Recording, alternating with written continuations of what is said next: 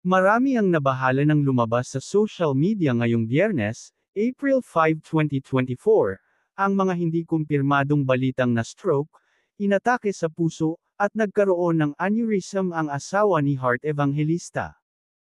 Ang balitang natanggap ng PEP kahapon, April 4, via Facebook Messenger, ay nagkaroon siya ng heart attack or stroke, at siya raw ay semi-paralyzed. Sinabi ring nasa Hong Kong si Heart Evangelista, nung nangyari ang stroke kaya she had to cancel all engagements. Isang blind item ang nagsabi na kasalukuyang nasa St. Luke's Hospital ang isang male senator from Sorsogon.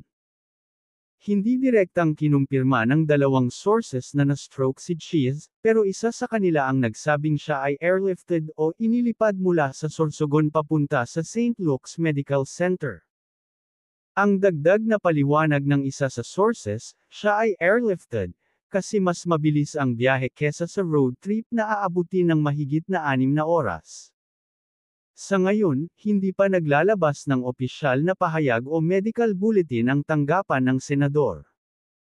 Si Escudero ang chairman ng Senate Committee on Higher Technical and Vocational Education.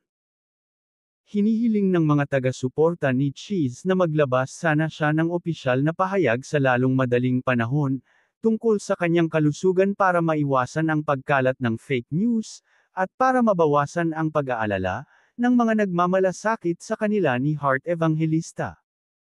Samantala, walang indikasyon tungkol sa health condition ng senador ang social media posts niya at ng kanyang asawa.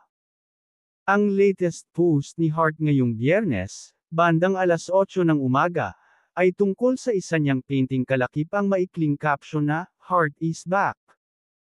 Ang previous posts naman niya for the past 2 days ay tungkol sa kanyang Hong Kong trip na isang paid partnership, mga bags, at nails.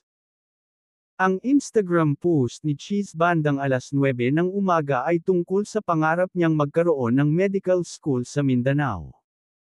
Heto ang bahagi ng kanyang caption.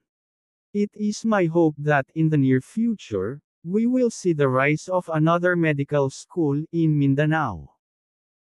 Kaya naman po ginagawa natin ang lahat na pwede nating maitulong bilang chairman ng Senate Committee on Higher, Technical and Vocational Education. Recently, I rose before the plenary to sponsor House Bill, also known as an act establishing a College of Medicine in the University of Science and Technology of Southern Philippines Cagayan de Oro City Campus.